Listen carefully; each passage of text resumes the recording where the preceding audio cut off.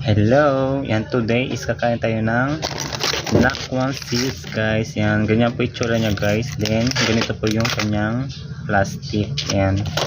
Para siyang lumot guys. Yan.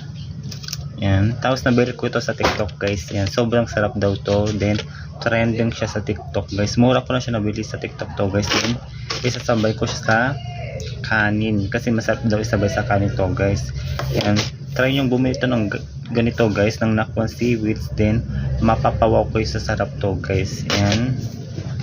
Yan. Tapos yan, nilagyan ko na yung kanin. Then tignan natin kung ano ang lasa niya guys. Ang sarap guys. Perfect to pang baon sa mga estudyante guys. Ang sarap-sarap pang merienda. Ang sarap, grabe.